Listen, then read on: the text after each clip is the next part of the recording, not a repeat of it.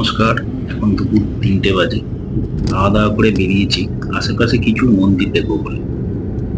আজকে আমরা কোনো গাড়ি ভাড়া করিনি, নিজেরাই বেরিয়ে পড়েছি। যাবো সর্বপ্রথমে নাগ মন্দির, তারপরে যাবো ব্রহ্মাকুণ্ড, তারপরে যাবো জাপানি টেম্পল। চলুন প্রথমে যাবো নাগ মন্দির।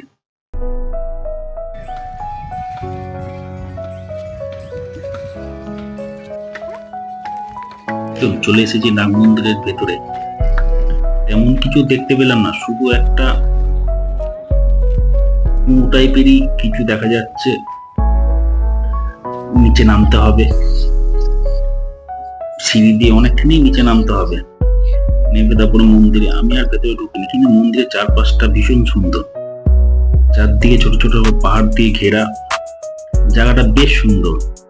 তবে মন্দিরের চারপাশে কাজ চলছে, বেশ ভালো লাগছিল। তো এটা হলো ব্রহ্মাকুণ্ড, রাজগীরের বেশ নাম করা একটা মন্দির। এখানেই গরম জলে সবাই স্নান করে। অনেকখানি সিঁড়িতে উঠতে হবে, সবাই জারে করে গরম জল এখান থেকে নিয়ে যাচ্ছে। ছোট ছোট অনেক মন্দিরও আছে, বেশ একটা টিলার উপরে মন্দিরটা। প্রচুর ভিড় হয় এখানটা, অনেক দূর দূর থেকে এখানে লোকজন আসে সব স্নান করতে। তবে আমরা কোনো স্নান করিনি।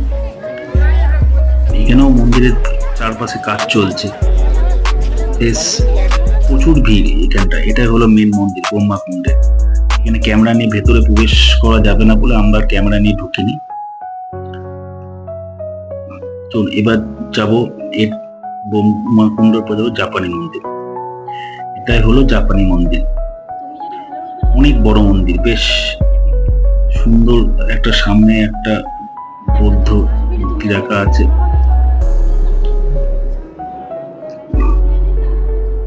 চলুন একটু ঘুরে দেখি, একটু ফটো তুলি।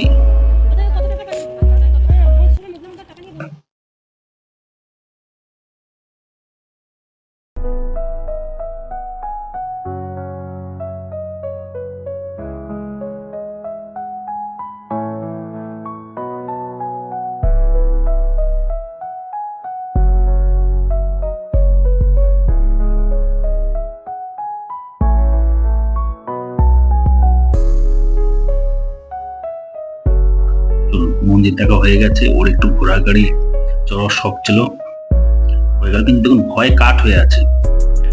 এবার হোটেলে ফিরে যাওয়া যাক।